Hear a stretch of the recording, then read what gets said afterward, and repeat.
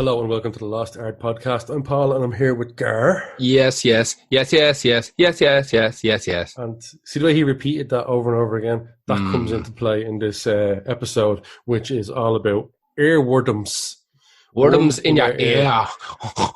And a catchy, super catchy songs that will not leave your head to good effect or horrible effect. Even some good songs in your head, you're like, right, man, it's time to leave. It's like a fucking unwanted guest. It's time to leave. Yeah, it doesn't matter. Like, earworms don't have to be good songs. They don't have to be bad songs. They just have to haunt you for at least a day. Like, you hear it and you might not even know what it is, but like 10 minutes later, you're fucking walking along and you're humming it and you're singing it and you're like, please leave my head. And it's like the old Cure used to be, you had to just listen to the song. You just have to listen to it. Works. Yeah. Just keep listening to it until you're sick of it, or else try and drown it with other songs. Or replace it with another equally catchy song. That's more like, doctor, how do I get rid of this infection? Well, we could just fucking infect you with another thing. Yeah, just suck that homeless bloke's dick. Yeah, do that. Fucking suck his dick and lick the ground, twice a day for the next week until you feel better, until your toe is not infected anymore. Yeah, listen, I always found that what was interesting, like how they build a catchy song, how it comes about. Do people mean to? I don't know. Ultimately, songs are supposed to be catchy, but not. Initially, that was the idea when making music, was to make it. Well, no, sorry. Let's say when popular music, that's what that was for, to make it instantly recognizable, stick in your head. Exactly. I started to read about it, and it was kind of going into something called encoding episodic memory, procedural memory, and then I was like, I'm bored of reading this. Yeah, there's like musicologists or whatever you call them, forensic musicologists and all that. They have all this thing. I have this all broken down into like math almost, and it's what's the point? I mean, it's essentially what musicians call the hook. But every now and again, they'll stumble across a hook, and they'll be able to just whittle it down to like the most outrageous thing. That when you hear it, you go like, fucking hell. Like, the beauty of a good hook is it should make you feel like you've heard it 1,000 times in your life. Exactly, yeah. And that's the simplicity, repetition, and drawing on something you already know. 100%. Like, there's no one is ever going to release, no one's ever going to come out with like a completely new genre of music with the first single has a hook that nobody's ever heard before. It's not going to be popular. It takes years for those, like, everything has to be stacked upon each other, and it has to be like Jenga, where it's just about to fall, and then someone rocks in and takes a little bit from that genre and matches it in with like soul music or funk, and takes something from that other thing, and then all of a sudden they have something completely new, but it sounds fucking stupid and simple, and instantly the second you hear it. Back in the day, there was definitely going to be cavemen going, I like that drum beat. Yeah, exactly. You're like, boom, boom, boom, boom. So he's walking in all day. Yeah. Boom, boom, boom. Yeah. Banger. Exactly. That's the original fucking Kiss from a Rose. That one. Ugg wrote a fucking banger. Like, everybody's coming over to Ugg's cave. They hear them fucking hit the stones with the sticks. Can you do it again? Yeah. No, one hit only. Exactly, yeah. What's our next one? Bump it, boom. All right, he's just shredding all water now. Yeah, he's resting on his laurels. Exactly. One hit wonder. Yeah, we need to go over to Shirk's cave. Shirk has a fucking cool thing. Yeah, exactly. He's playing the xylophone on a cat's fucking ribs.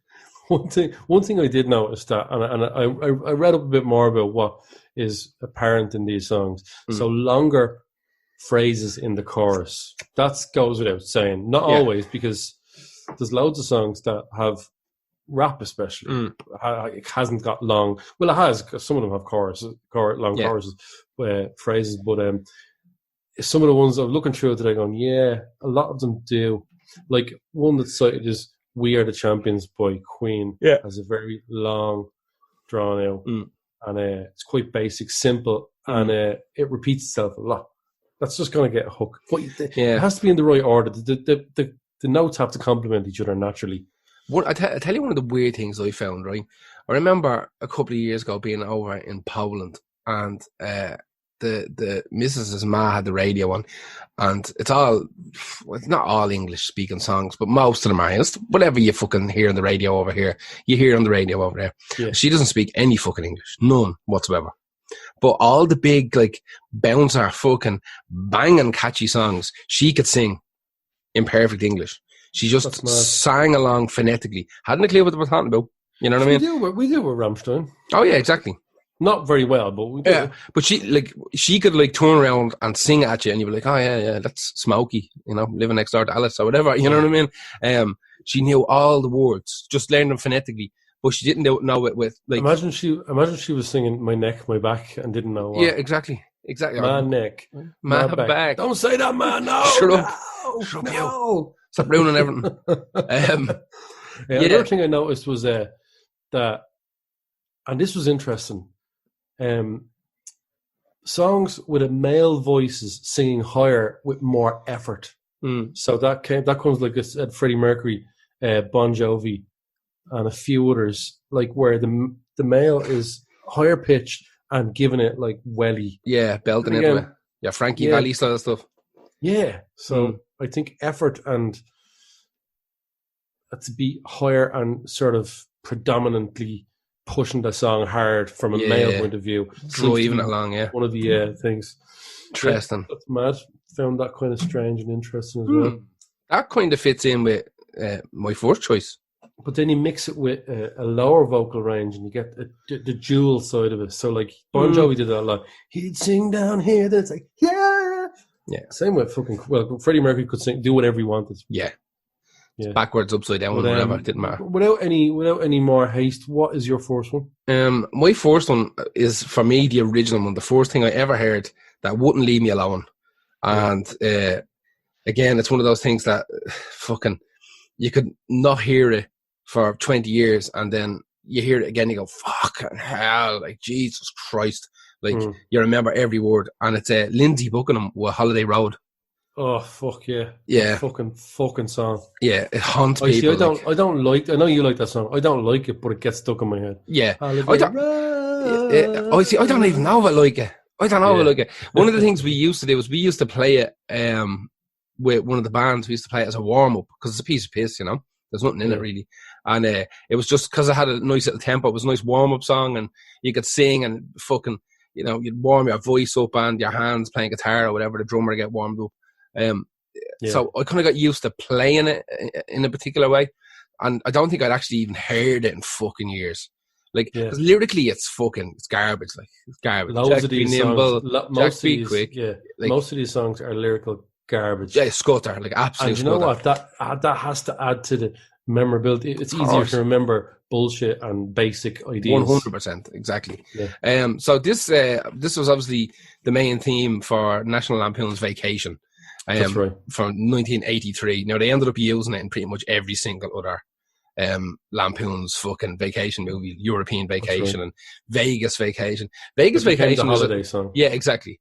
The holiday song, yeah. Vegas Vacation. Vegas Vacation is an underrated classic. Was that one of the like straight to video ones? Oh yeah. Once European Vacation was over, if I remember correctly, Vegas Vacation was the one with Randy Quaid in it. No, that's the Christmas one. Is it? He might be in that. You know what? I think he has multiple fucking yolks in it. I know the Christmas one is the one where they're eating squirrels and all that.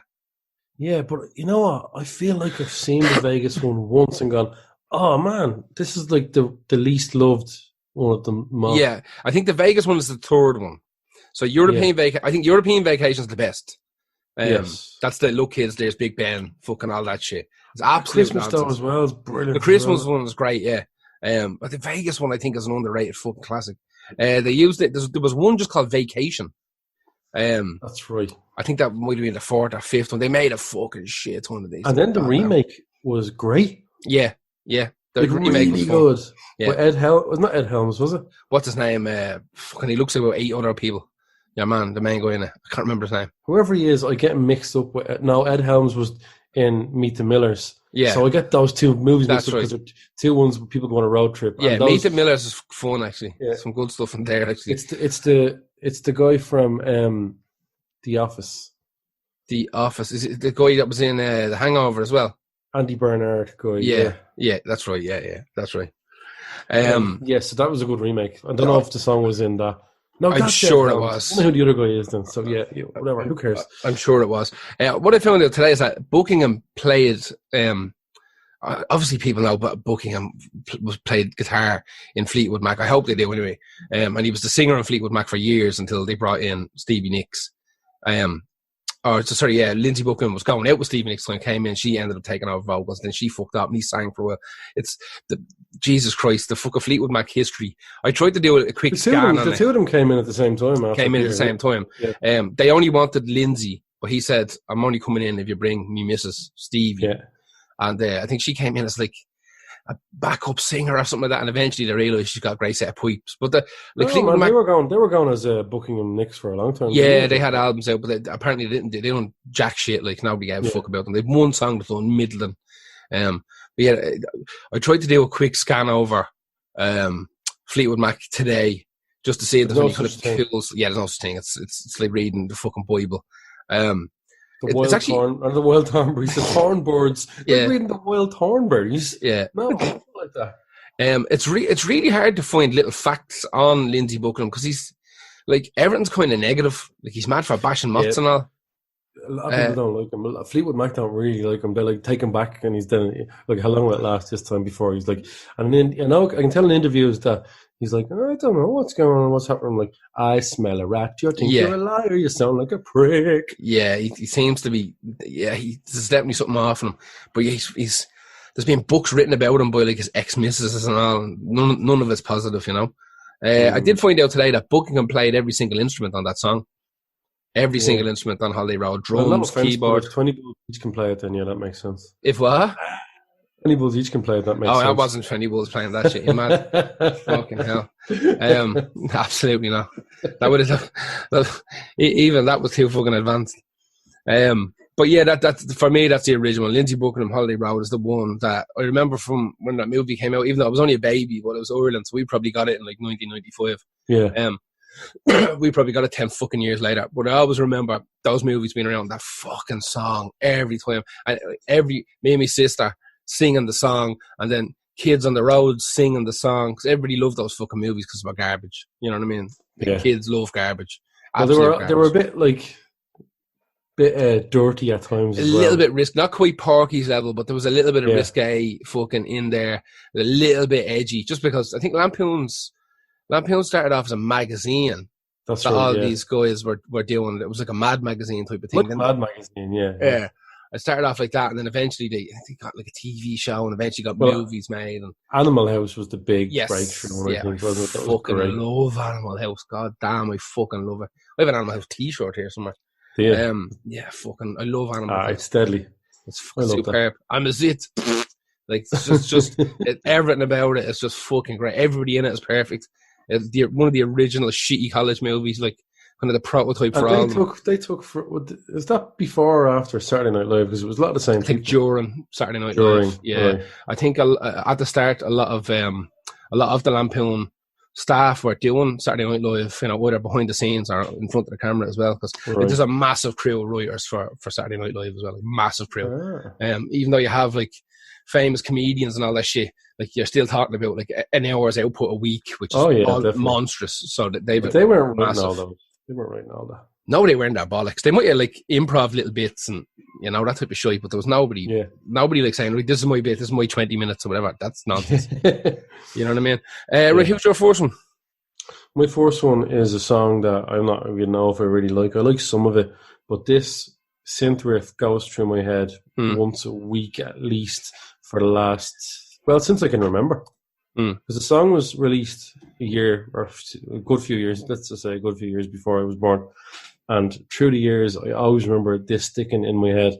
And it's the synth riff from, not even the song, just this bit of the song from Einstein a Go-Go by Landscape. I know it, yeah. You know that? Yeah. That's right. Einstein a Go-Go. Yeah. Fuck off, man. Out of my head. Yeah, the song is wherever, but that bit. The song has a lovely like guitar. There's a cool like dirty guitar that comes in, yeah. Yeah, it's deadly, isn't it? Yeah. It's really good. And then its production on that bit is brilliant. I'd love to break down that song into the stems and sample that guitar bit. The rest of it I can take or leave. And the lyrics again, garbage. Absolute but torture. the start, the lyrics are all right at the start, but then when he comes in and goes, "You better watch out. You better beware." Albert said, "E equals MC squared." Einstein, go. Yeah. Yeah. Yeah. The keyboardist went on to join Thomas Dolby. Oh, really? Yeah. My second choice was going to be fucking Dolby. It was really going to be fucking. My brain is gone dead now. What's the big Thomas Dolby song? Fucking She Blinded Me with Science. Yeah, She Blinded Me with Science. Yeah, that just Jesus Christ. That's another earworm and a half. Like it is. And speaking of earworms, another one. The bass player of Landscape went on to co-write the theme for The Bill. Fuck off. That's a great piece of music. That's a fucking banger. Yeah. That's another earworm. Yeah. Do you remember The Bill? Yeah.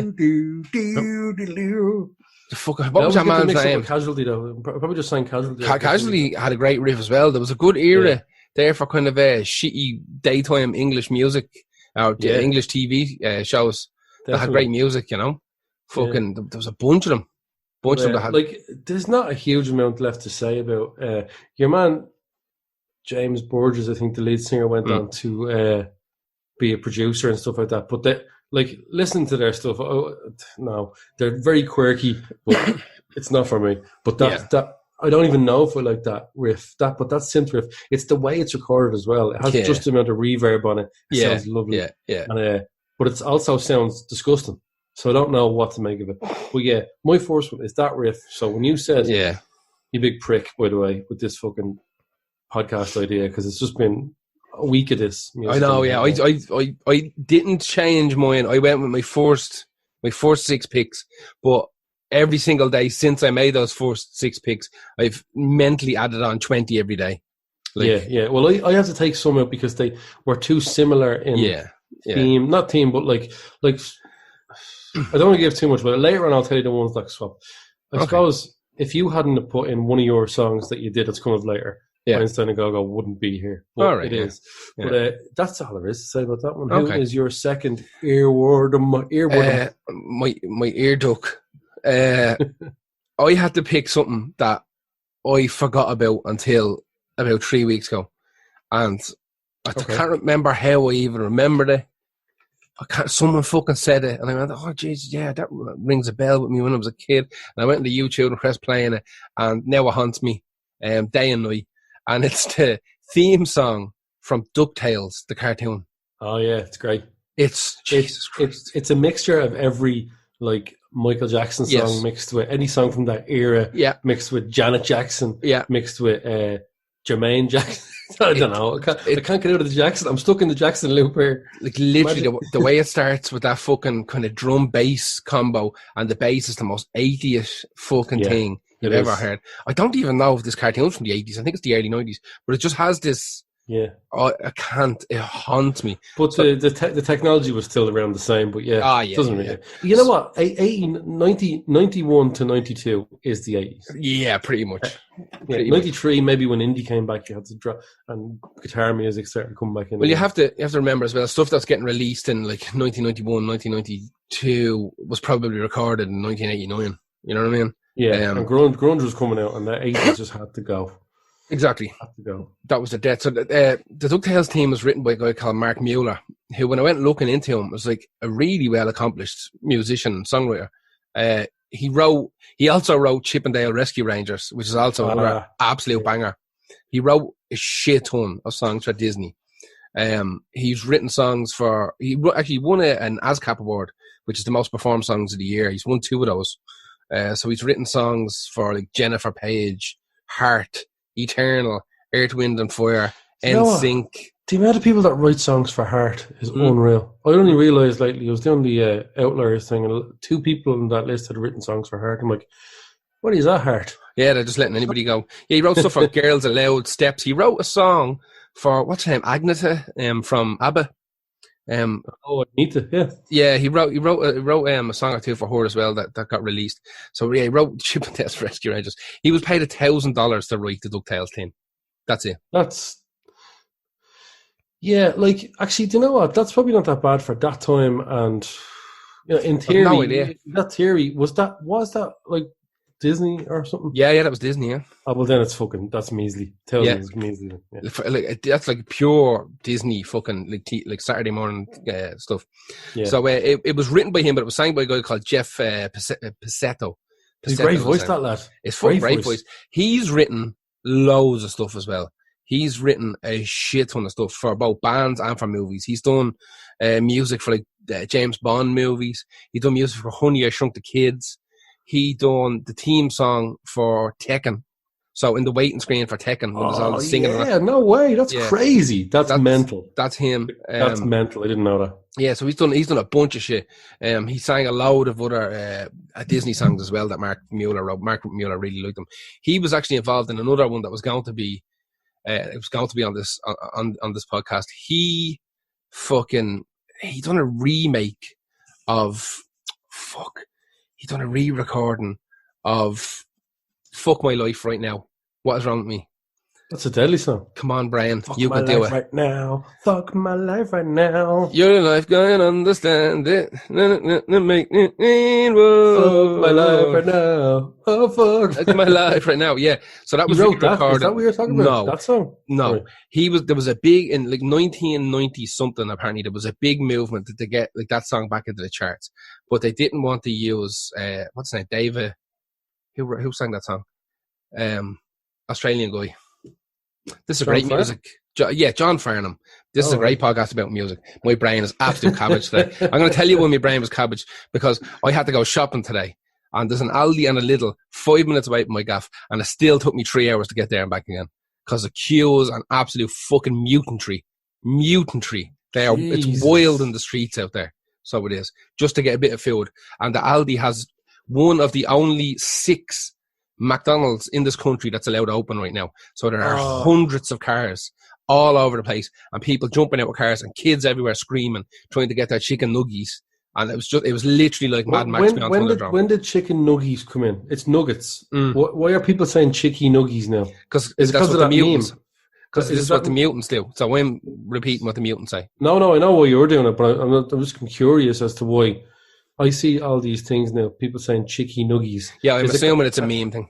It's a meme from fucking Mandalorian. A little baby. Yeah, out to eat having chicken nuggies. That chicky nuggies thing can fuck off from ground people. Oh yeah, pretty much all memes can fuck off. But that's why my brain is cabbage right now. So John, I feel bad. Yeah, I feel bad now because we were supposed to record this yesterday, and I was cabbaged yesterday. Yeah, well, we're even Stevens. Well, no, because I'm coming out all right. Yeah, fuck.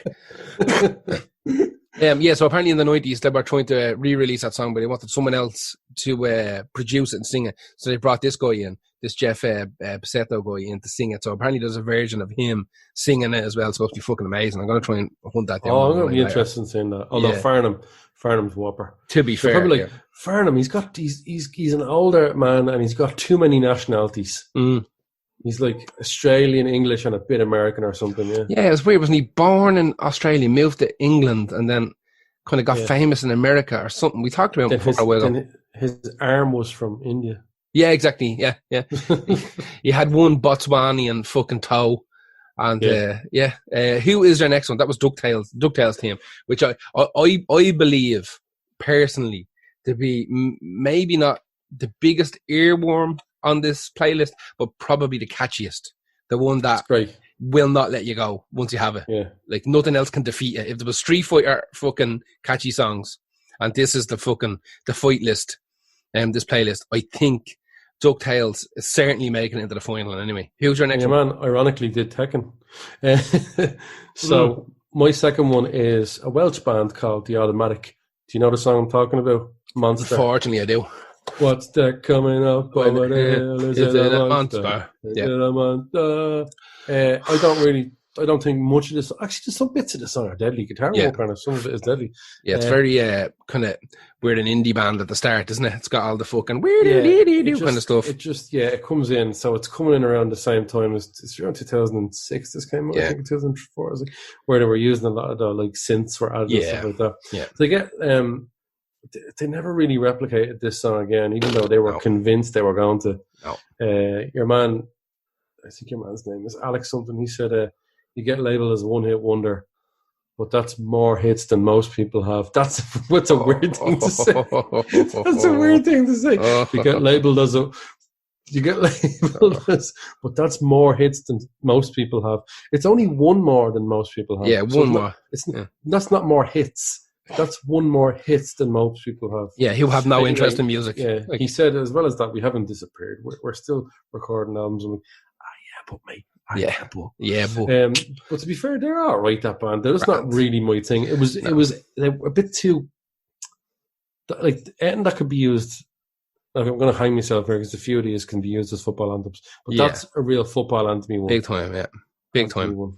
I always remember my nieces. I have 2 young nieces, and when that song came out, the 2 of them were just running around the gaff. All they knew was that. What's that coming over the head?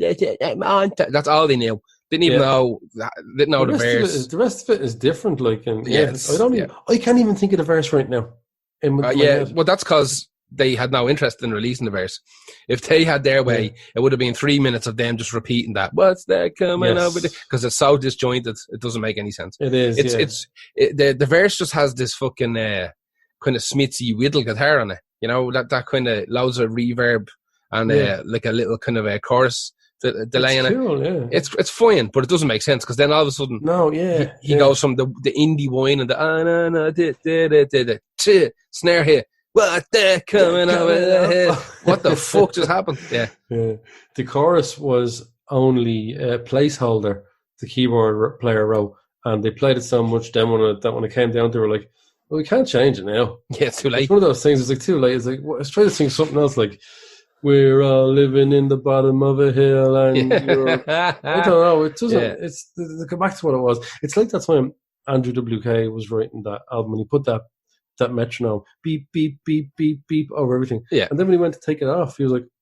"Oh no, I like the metronome thing that we metronome had. works. The beep thing. Put that over every song again." Yeah.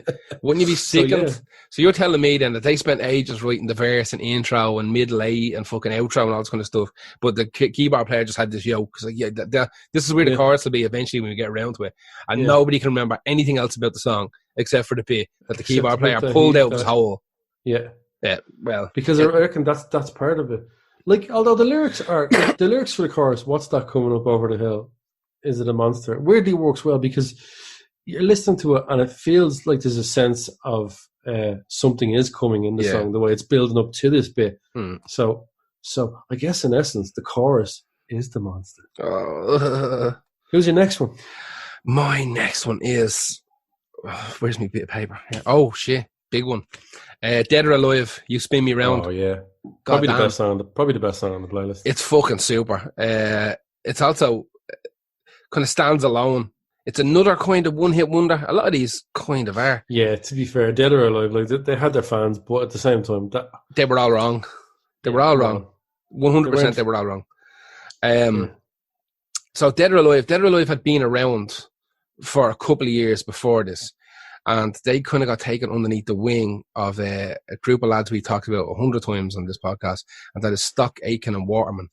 The Hitmakers. The Hitmakers, yeah. So it was a three-man kind of production songwriting group. And this, You Spin Me Around, was their first ever number one. So they were only starting off as well. They'd been around for a little while. Dead or Alive. That was Stock, Aitken Waterman's first number one? Yeah, first number one, first UK number one anyway. They might have had something elsewhere, but that was their first UK number one. First number one single. Pete Burns, the singer, died in 2016 after making a fucking show of himself on Big Brother. Nobody had a clue that this fucking whatever the fuck Pete Burns was, which is what he called himself. I read an interview with him there yesterday, and I'm like, what are you? And he goes, just, like whatever. Like, I liked Pete Burns a lot. Yeah, I did a lot of time for him because he always end up on those, those like 80s best of the 80s things. And they'll shoot to him in a chair, sit and go, I don't fucking know, man. Yeah, exactly. That's whatever. What he was 100%. Whatever. Like, I just like getting my face fucked up. Like, fuck up, away. He just put so much shit into his face. And they're from Liverpool. So yes, he has that Liverpool. It's like, fucking man, I don't know, it's just a load of drugs, man. Exactly. His whole thing was he just loved getting his face fucked up and doing drugs. He eventually died.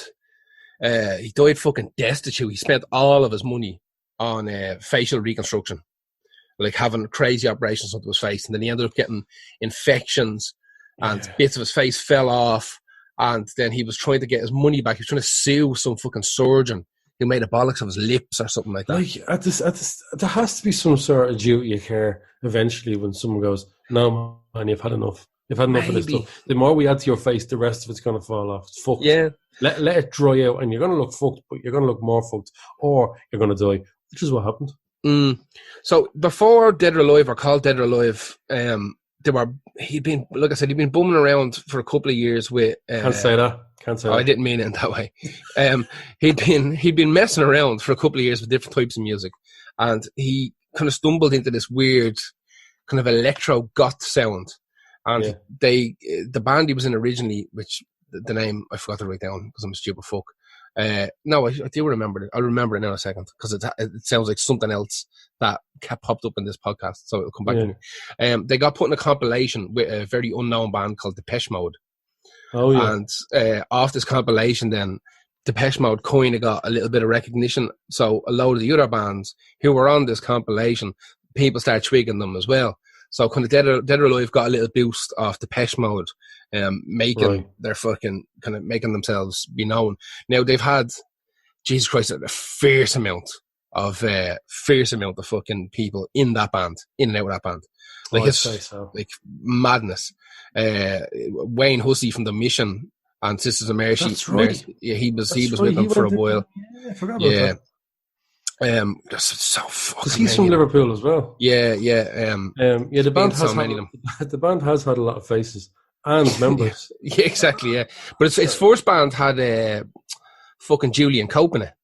So his first band was Pete Burns, Julian Cope, and Pete Wiley, who was in a band called the Mighty Wah, who done pretty well for a while as well. Right. So his first band they did explode. Everybody went their own way. Like Julian Cope obviously kind of became a big name there for a while as well. Peter Oxendale was on keyboards for a while as well. Like there's a bunch of fucking people that were in and out of that band. Everybody kind of had a shot at Dead or Alive, and because they toured so long and off the back of that one fucking song, I think the second single they brought out after that done all right, but it was nothing major. You know what I mean? It was no great shakes. But that song itself, it starts off real grim as well when you listen. It doesn't sound like it's going to go where it goes. I know. His voice is mad as well. It's a fucking great voice. He's a super fucking voice. It's proper dark and grim, like, but it suits it so well. But I always remember hearing that fucking "You Spin Me Around." And it is. I think it's on the Wedding Singer soundtrack as well. Is it? It is. Of course it is. Yeah. There's lots. And oh god, that's one of the catchiest songs ever. I love that. That gets stuck in my head all the time. I remember fucking Flow Rider changed it to "You Spin My Head Right Round." Yeah. And they had Keisha as well, and I think as well, or Kesha. And it's the kids were going like that's what people did. They took a catchy song from the 80s and just added their own bit to it. And remade it. And even though I hate when people do that, when I could play that, and reminded me of this song, so I was happy enough. Like, right, who was your next one then? My next one is a couple of fucking lads from, I was about to say Glasgow, but they're not from Glasgow. They're from Edinburgh. It's the fucking Proclaimers. Oh, I'm gonna be 500 miles. Yeah. From 1998. Fucking hell, this song is dangerous. Yes, it is. Weaponized music. Weaponized Earworm. Yeah. This was released in 1988, and we remember from the 80s. It was like, look at those specky ginger bastards. Yeah, they were the ugliest pair of cunts, God help them. Like, they fucking, like, they absolutely 110% got in there on talent alone. You know what I mean? There was, no one looked at them and went, oh, we can sell t-shirts to them lads. Like, no one done that. That got huge in America, but not till 5 years later, when it was in the Benny and June movie. And it got really, really big then. It went to number 1 in Australia, but not the UK. Really? Bastards. They actually, if they're from Edinburgh, they're the only two people from Edinburgh ever that sound like that.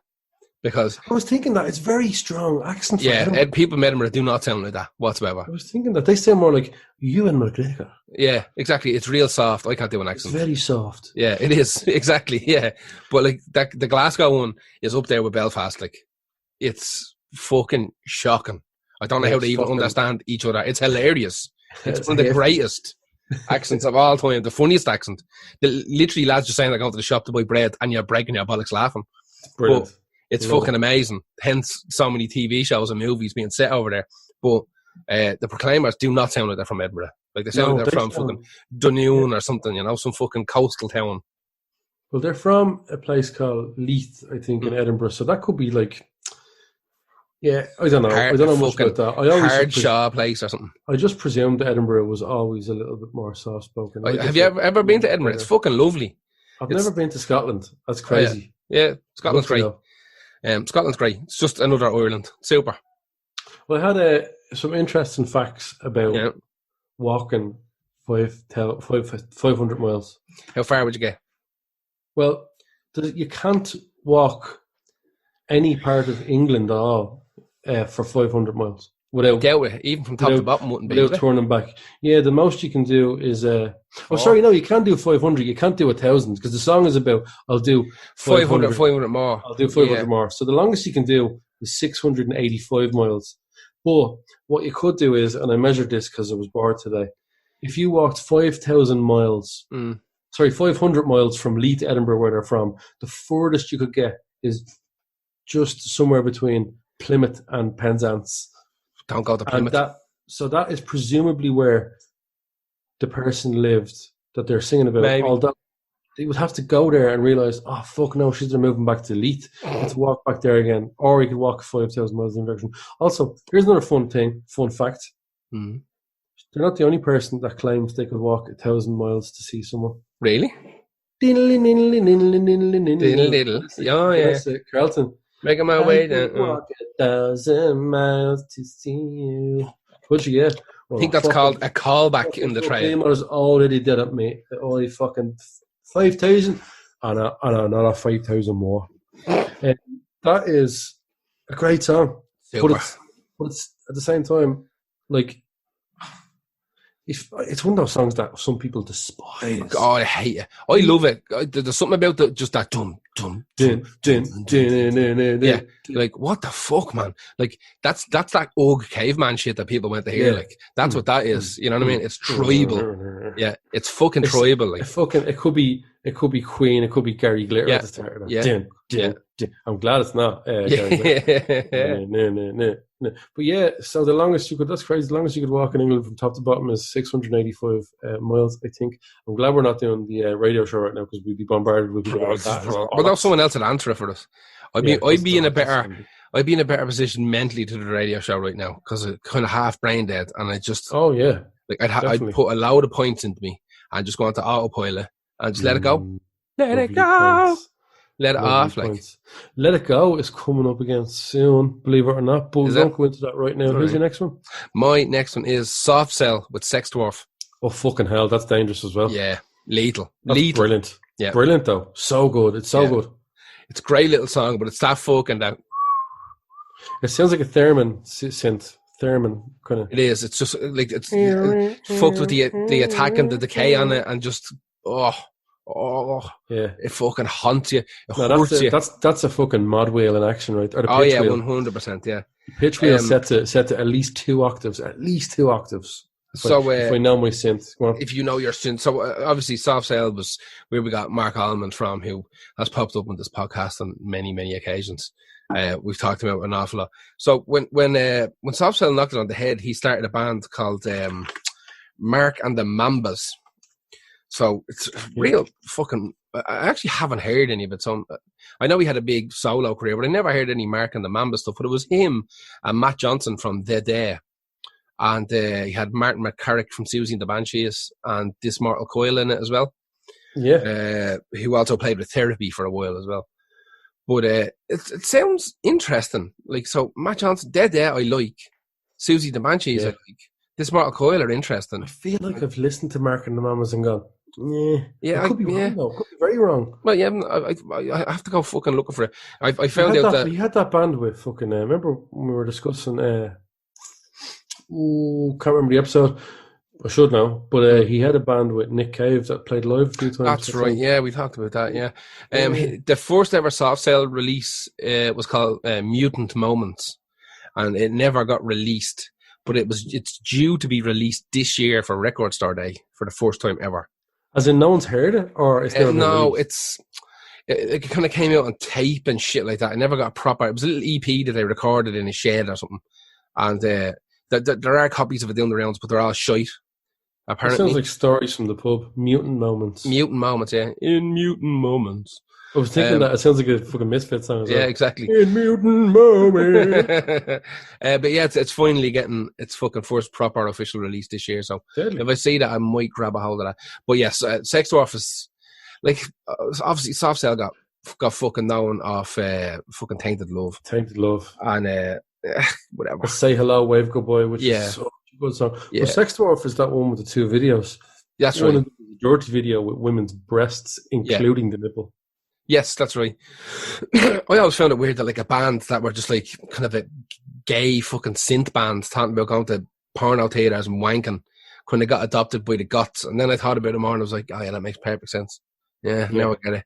I get Absolutely. it now. Like synth, even ending with synth in it, that was a little bit fuck you to anything. Yeah, a little bit edgy. That's like into it. Well, you see, New Romantic is gateways through it all. Goes through New Romantic or goes through New Wave.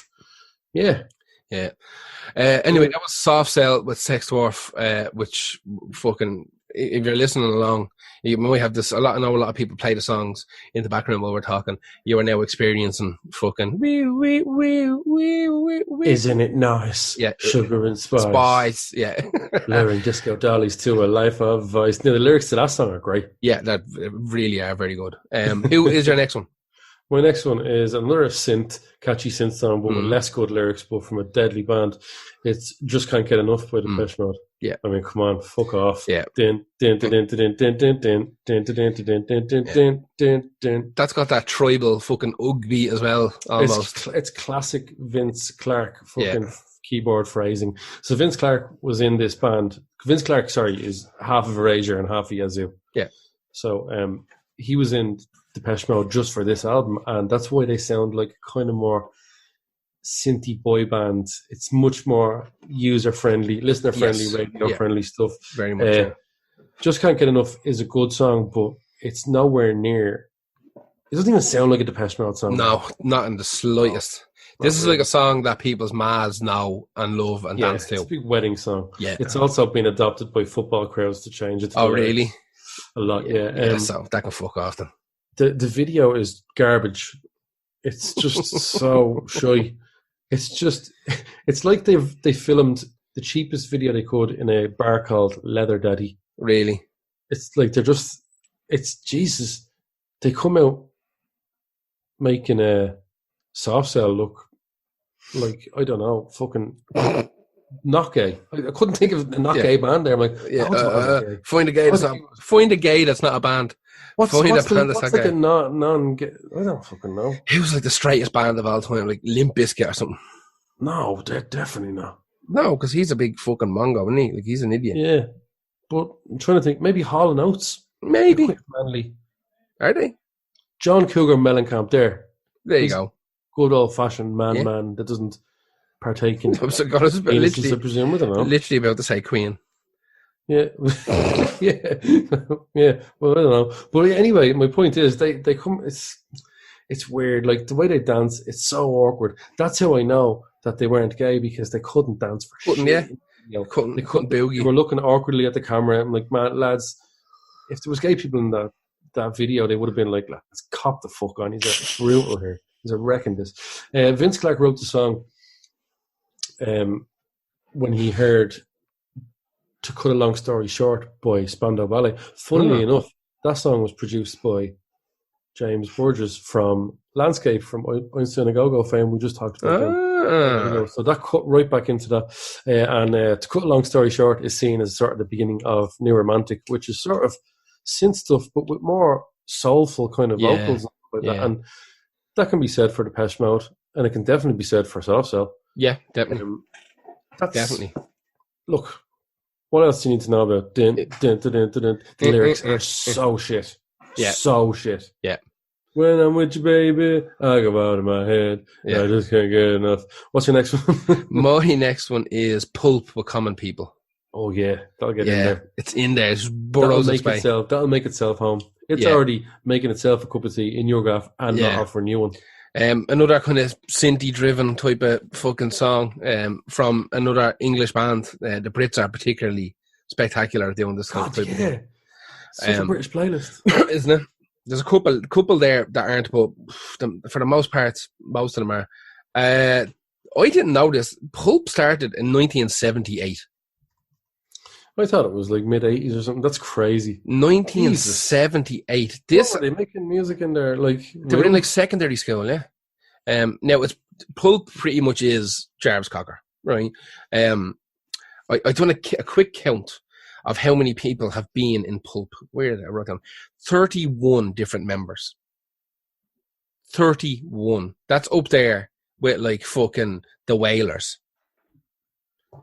31. Yeah. The Wailers, I think we counted, had 70-something members. I didn't realise there was that many. Fucking hell. 31 different members have been in Pulp. They started off, they had a bunch of different fucking names. They were called like Arabica, like the coffee beans, and then they were called Arabica Pulp, and then they dropped Pulp, and they dropped Arabica, and they just took Pulp, and that's bullshit. But they changed sound so many times. It started off like kind of wanting to sound like The Fall, and then they went a bit kind of Leonard Cohen, and then eventually they start finding their little groove with this kind of retro pop type of feel that they had. Yeah.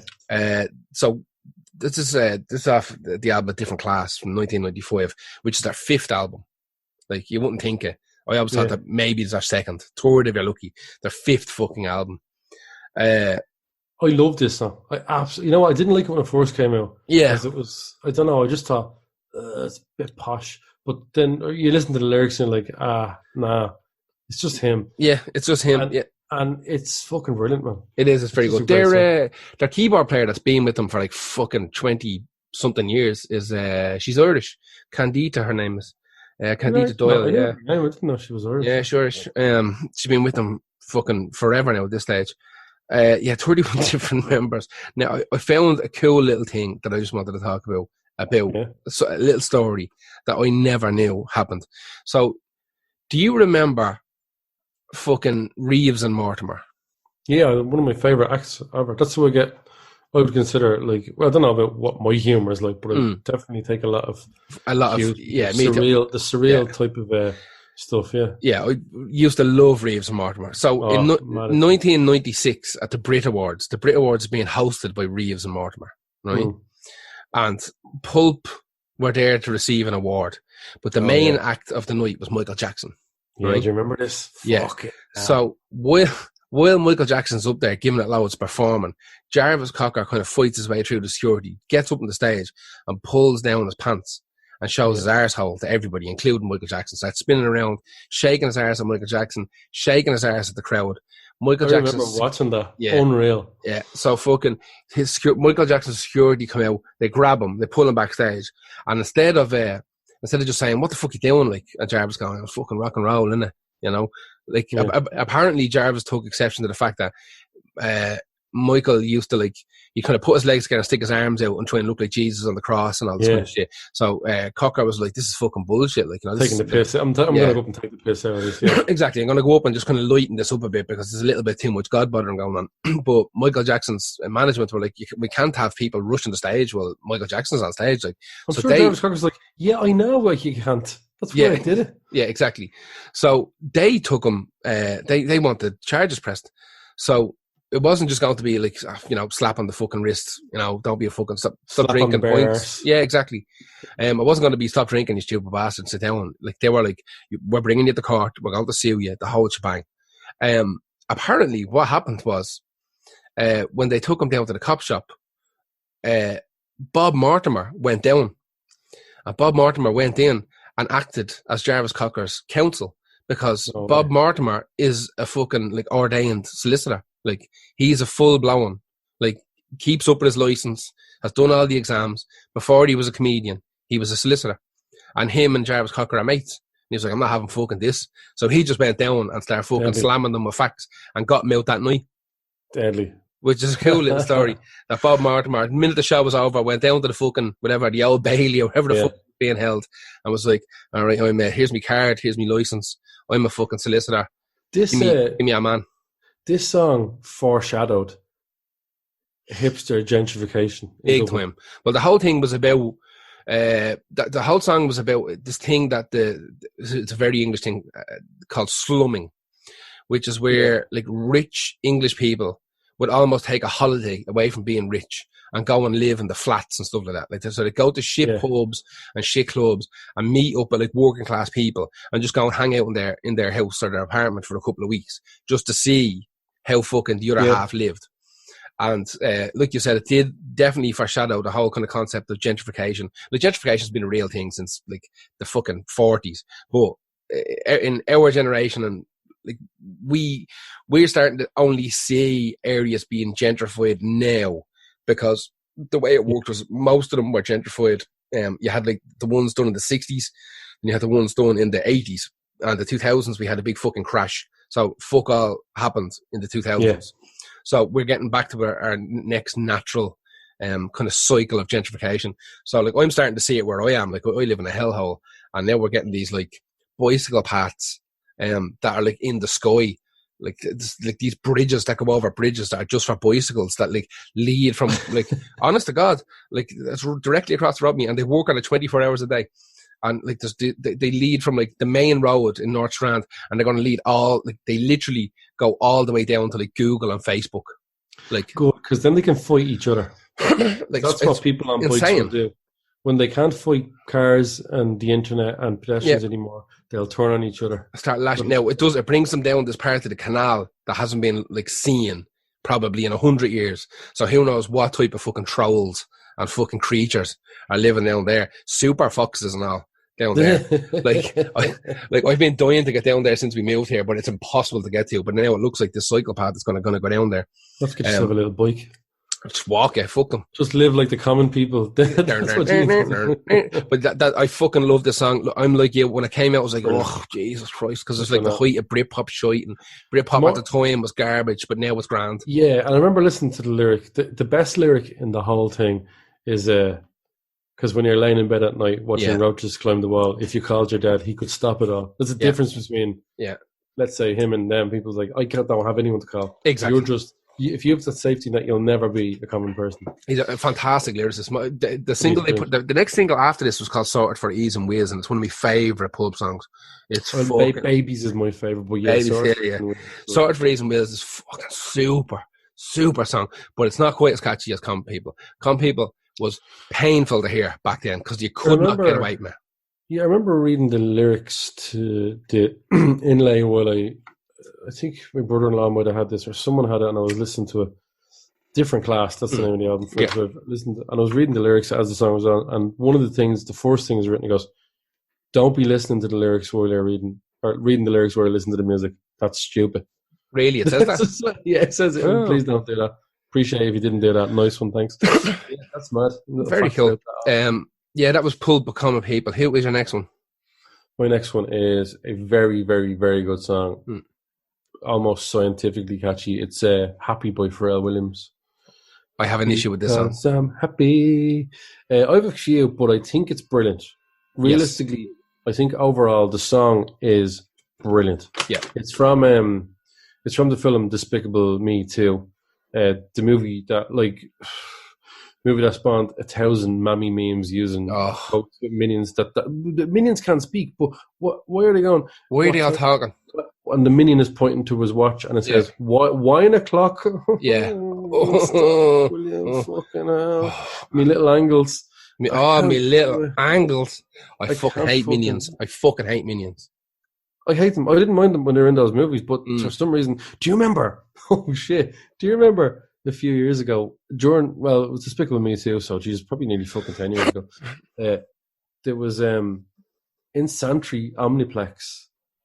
Not the Omniplex, the Cineplex there, the cinema fucking there. They had a giant minion blown up. Really? And the wind fucking took it and it blew across the I remember this. Do you remember that? I swear to God, man, I remember being on that road and going, what the fuck is happening? Am I imagining this? I only saw a bit of it before I had to turn, and then I went back and checked. Where did it end up? It I ended think up it somewhere. stayed around the road on Central. Yeah, it just rolled around the road, didn't it? Just rolled around the road, but we're talking, this thing was the size of about Monstrous. four or five buses. Yeah, it was huge. Yeah. Enormous. This big giant minion Mm. blew off, and whoever fucking got the job of tying that up did not do it. Probably well. just cable tied it to a fucking railing or something. Pricks. Yeah, but this song, listen, this song is like, it wouldn't stand out of place on like a Curtis Mayfield greatest hits or something like that. But this is my big issue with it. I think it's incredibly catchy, but like you said, it's scientifically designed to be catchy, and it's like every single part of it sounds like a lift from something else. Like he took all the best bits of 6 different songs and just furled it. Here's the funny thing about this is a rare song because 62% of the song is chorus. Yeah. That's massive. There's fuck all real pre-choruses, intros, no instrumental breaks. Yeah. There's a bit where he's just riffing a little bit, but it's all direct, straightforward. That's how it's scientific. It gets into your head straight away. Yeah. Like, I don't listen to enough Curtis Mayfield or like Marvin Gaye maybe to go what or Motown, because this could be classic 100% neo soul, but it still could be classic Motown. It could be, if this song was released like in that era, it would be in the top 10. Oh yeah, definitely. This is my. It's not a problem because I think it's a great song, and you're dead right. It's an earworm. You hear it. I listened to it earlier on this evening on the playlist, and it's been there now since as well. Because he has that voice, he has that classic voice, but you can definitely tell it's him, and that's very Motown. To have it was actually signature sound. It was only 6 years ago. I thought it was. Oh, was it? It feels like longer. That was the biggest song in 2014. Nearly 14 million copies. He originally wrote it for CeeLo Green, but I'm glad he didn't sing it because he's a ropey cunt. Yeah. This chap is a ropey lad. That's how many paint himself gold, isn't it? I don't know. I just know he put up loads of weird tweets about like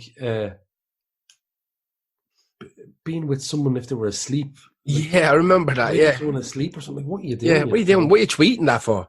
Do you know what I mean? I remember that. Yeah, he was like, if I'm in bed with a woman and the woman's asleep beside me, like it's fair game, innit? And the whole world went, what?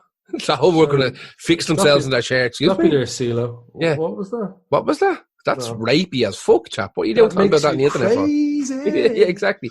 Yeah, he's the one. He's the one who wore like a mask and painted himself gold for like the MTV Awards or something like that. He wore a gold suit. Hang on, remember we came up to what band he was in? Oh, that's right. Yeah. What band was he in? Oh man, I have to check this. It's gonna do me. I just copped it there. The song initially was written for him, and I'm glad it's not because I would never really been able to. He was in the Goody Mob. That's right. From Atlanta. I could never listen to that song again because I don't like it. I hate looking at him. Yeah. Because he's a ropey cunt. That's mad rope. Yeah, that's fucking, really suspect as fuck. What the fuck was he thinking saying that? I don't know. What did be going through people's heads, man? There's be I try and avoid and also probably being a bit of a sleep rapist. Yeah, exactly. I'd say that's at least 25% of it is being a sleep rapist. Like, I was interested to kind of read up more scientific about this, and there is a tactic used in this song called "show don't tell." Okay. So before this chorus is only "I'm happy," that's telling, but before it's shown it, so it's all just references to sort of fucking what do you call it, metaphors and stuff like that. Room without a roof, but he's not saying Daddy's happy. He's just saying loads of cool stuff, and then he's like, "Because I'm happy." It's good. It's fucking good song. Yeah, I like it. It's just like I said, it sounds like a weird composite, like a computer wrote a song. It does sound like a Motown algorithm. Yeah. Yes, it does. Yeah. A deep fake song. I had to put that on it. Yeah. I do have a lot of time for Pharrell Williams. I'm glad that. Yeah, me too. It's done him well. I remember he got very emotional. I think on Oprah when I don't know he was being given some award or something like that. I just couldn't believe that it was just took off so well because he's always been a great producer, songwriter for other people. But this was the first time he went. Because he'd just come off the back of doing Get Lucky with Daft Punk, and he was like, "Fuck, man, this is me on my own, giving it a go completely." Songwriter, and it's good. Now, I don't need to ever hear it again. Like a lot of songs in this, don't even ever need to hear it again. So it's done for me. They already live in there, so don't ever need to press play again. Yeah, it burnt out quickly like a fucking star. Who's your next one? My last one is The Tokens with The Lion Sleeps Tonight. Fucking hell. Yeah. Jesus Christ almighty. It's just... It's like a yodeling. Is it yodeling? Yeah, I don't know. But the Tokens were like a doo-wop band. So that would have been, a lot of it would have been kind of vocal only, you know? Yeah. Almost like barbershop type of style. And then eventually, the kind of towards the tail end of doo-wop, they start bringing in instruments and start kind of getting modernized a little bit. But that song came out in 1961. The band were founded in 1955. And I only found this out the other day as well, that the founding member of the Tokens was Neil Sedaka. Fuck off. Yeah, he sings on that song. Hey, little devil, I'm going to make an angel out of you. I grew up on Neil Sedaka songs in my house. I don't really think... Only listening to a Calendar Girl there today as well. Calendar Girl. He had a Delhi song called I Go Weep, where he's talking about going crazy. I Go Weep. I know all those songs because Neil Sedaka was playing on my gaff every single day. And I wasn't mad about him then. I'm not mad about him now, but it warms me because it's become nostalgia. Yeah. Nostalgia. That's when my family all lived in the same house. Any song then you're like, my all family lived in, never like, I'm not saying they're all broken up. You know, people grow up and shit. I'm saying like it's one of those house memories. Yeah, exactly. Smell of crispy pancakes. Does it make you happy? Sing along if your dad is in the house with you, playing Neil Sedaka. Or just in the house. Yeah, exactly, yeah. So, yeah, he was a founding member, and then he fucked off kind of later to start this little solo career. Up until very recently, there were two different versions of the Tokens doing the rounds. There was, like, one guy and, like, his son and a lot of hired guns, and there's another one that had two guys. And then they done a little reunion with Neil. I think in the late 90s, maybe. I can't remember. I watched it. I don't know. Is that song not stolen from someone? The Lion Sleeps Tonight. I think the riff is from something else. I think I remember. I get this weird feeling. I watched a documentary on this song before. More than likely. That went through a few different people. It definitely wasn't. I highly doubt it was written by the Tokens because I think. No, I think it was written by like. An African American group, and they went, yoink. Oh, yeah, I mean, that would have been par for the course. Give me that for a white face. Yeah. And then people will buy it. Of course. That's how America works right now. Yeah, 100%. Like, they definitely didn't fucking, So, yeah, it was originally written and recorded by Solomon Linda. Solomon Linda is a South African musician, singer, and composer. All right. Best known for the song Mboob. I bet you weren't. Bet you are known for Lion Sleeps Tonight, chap. That song feels deadly. Boob. Yeah, exactly. Mboobe. So it's definitely not theirs. The original version. The original version was written in Zulu. Right. How fucking mad is that? Holy! I just saw the word for that thing. It's not yodeling. It's called Iskamathia, which is a type of a cappella popularized by Ladysmith Black Mambazo with the yeah. That fucking all right. Mboob. Yeah, so it's fucking it's a big song. And it was covered a fucking 100 times before they even got to it. But Neil Sedaka was like the founding member. They released 17 albums over fucking 20 years. Jesus. Because they broke up and got back together again. They had released an album like not that long ago either. When you did covers, you could release that many albums because you were of course, pump it out.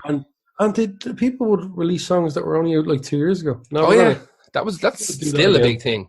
Yeah. That's still a big thing for people to just fucking grab a song 2 years ago. Okay, it was number one for 6 weeks. Now it's a remix type of thing, though. Yeah. Exactly, and it's fucking jumping back up. Anyway, that song is fucking that got another big burst of popularity in the 90s off Friends. I think Friends. There was a whole episode of Friends where with the little monkey with Marcel. Yeah, I think they were all singing or something. Marcel. I don't remember. Marcel the monkey. That's he used to run over to the stereo and play it, and Ross. That's right. Okay, we'll play it again then. Yeah. Shut up, Ross, you fucking boring bastard. Exactly. Ross did become a funnier character, but he's also a dickhead. Is he? Yeah, Ross. Like in the shower in real life?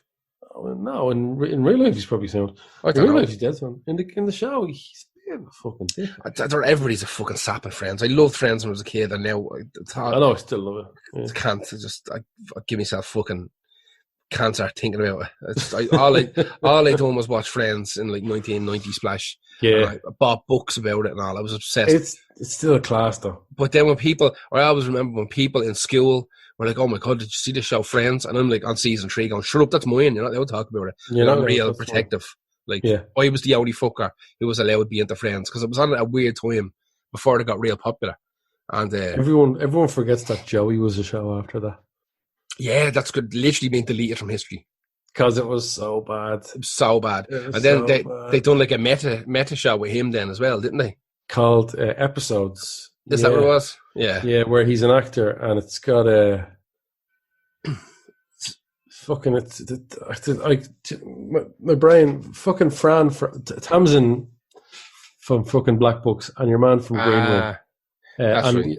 Green Wing and Alan Partridge. He plays Dan in Alan Partridge. They are two screenwriters from England who have a show in England and they want to make an American version of it and they completely bastardize it. It gets taken off them and changed. But yeah, that's actually it's a decent show. Yeah, I only watched a couple of episodes. I was mad into it. But yeah, like Friends, like I said, fucking haunted me. But this song got a big boost off Friends in the 90s. Yeah, anyway, yeah. that was my last one. The Tokens of the Lion Sleeps Tonight. Again, another one of those songs that can you hear once and it's with you for a week afterwards. There's In zero your escape. brain. Yeah, in your brain. Who is your last one? My last one is Carly Rae Jepsen, Call Me Maybe. I mean, it's a great song. Yeah. Lyrically, it's more absolute garbage, but also at least it has a good idea. The idea of the song is good. It's like, look, I don't normally do this, but I'm looking at you there, and I'll give you my number, but I don't normally do this. And don't tell your mates I'm a slut just because I give you a number. No, not a slut. This song is fucking great, man. It was originally written as a folk song, I think. Really? Yeah, because she was a winner of like some sort of You're the Star in Canada or something like that. And then she went off and to do kind of like folkier music. But then Loads of them done that, didn't they? Then someone went, what about if we take that and add din, din, din, din, din, din, din. The way the strings, song, man. the way it cuts is fucking super. It's brilliant. Well, it's the strong piece. It's right. It has a meh verse. It's meh, but that pre-chorus is fucking. Where you think you're going, baby? And then the chorus is massive. So it goes from meh to strong to great. Yeah, and repeating that string sample over and over again just makes it's you know what. It's just a perfectly made pop song, and even though it's basically a packet of sugar poured on top of Skittles, 100%, with fucking old Lucozade poured on top of it, pure sugar rush, it is deadly. You know, I bought that drop mix game. Do you remember that drop mix game? It was like a card game that you place down on this board, and it plays a sample from a song, and you have to match it with another like drum beat of like Happy by Pharrell Williams, for instance, like that. Yeah, and you'd have to play against someone else. But one of the cards I had was just the string. Oh, savage! Like this, and when you put that over like stuff like, well, to be fair, it was only like Fall Out Boy, and it's the heaviest thing on that thing. But it was great because it would pitch and beat match it together. And you'd get this like, very cool. Oh man, it was deadly. So that's when that got stuck in my head even more. Yeah, it was a whole new lease of life that being stuck in my head. When it first came out, I was like, "That's grand." Yeah, but another pop song. But when I started pop DJing again, started playing this again, going, "Fuck, that's like a break for me to be able to play that." And something I don't hate. An interesting fact about people with triple barrel names: it is very rare for someone with a triple barrel name to appear at number one. And before she went to number one, it had been... how long am I thinking? It was 1988 anyway, before there was a number one person with a triple barrel name. Can you think of it? A triple barrel name in 1988. I can think of a more recent one, someone like Sophie Ellis Bextor or something. I'm trying to think of like 1988. Yeah. Interesting, actually. She didn't go to. We were talking America here, I suppose. I don't know. Who was it? Terence Trent D'Arby. Terence Trent D'Arby. What a fucking irony. Yeah. And that was the song Wishing Well. And funnily enough, Wishing Well's a great song. I love this that song, Call Me Maybe, has reference to a wishing well in it. Fuck up. I wonder, is there something in there? Is there something in there? But yeah, where you think you're going, baby? And it's that hook, man. Yeah. Sometimes a pre-chorus, that chorus is not as good without that pre-chorus. No.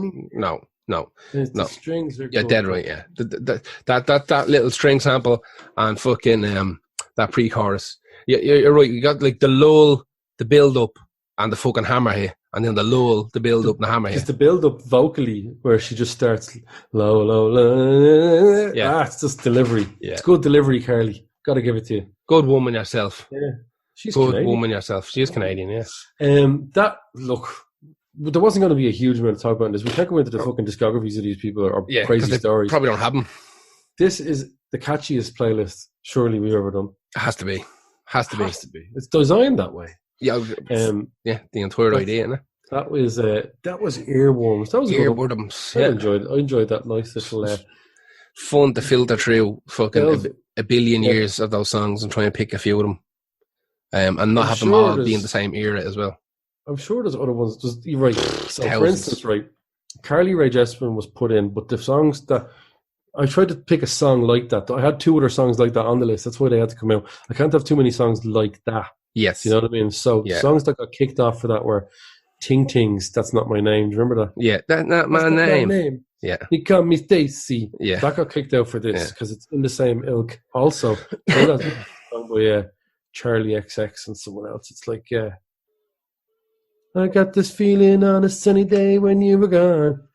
I don't care. Yeah. I remember that. That's fucking catchy as fuck. I thought about putting that fucking, what's that? Bang, bang, bang, bang. What's that fucking, Jessie J, Bang Bang Into the Room. Something like that, yeah. Bang Bang Into the Room. Yeah, there was fucking something like that. There was a Bang Bang song. Oh, no, you talking about the one with Q-Tip on it? I don't know. Mark Ronson. I'd have to go looking for it. That's a classic pop song as well. Yeah. There was a couple of that era. We know our pop from all those nights working in pop bars because that's where the money lives, baby. It's where the fucking heartbreak lives as well, though. Although I noticed that was nights flying by when I didn't have to think about what I was playing. The first hour and a half of those nights, horror show. Speaking of catchy songs, I forgot to mention fucking Dance Monkey. Oh, God. I don't know what this is. People keep talking about it? Do you not know this? Well, no. Dance Monkey's out got to be nearly a year now. I don't know. And it's sort of reggae beat with a girl who has a super high pitched voice. I think they're Australian, and the song is absolute garbage. Okay, but it is fucking catchy, and people went mad for it. It's one of those songs that's at a half pace, so people can dance to it in a different way, like one of those maybe 89 beats per minute instead of like 124. I don't know. Yeah. I should mention I was going to put that on it. That's the last one that was going to. But you know what? I want to put the good one on. That's Carly Rae. So that Carly Rae sample. That's us for this week. We'll be back again next week as usual. You can always get us on patreon.com/Lost Art Podcast. $5 a month for our exclusive content, and also keep us going with our radio show that we do every Saturday night as well. Yes. This show will be out after this coming show for us. You will have heard, hopefully, what we did on Saturday, and hopefully it was good.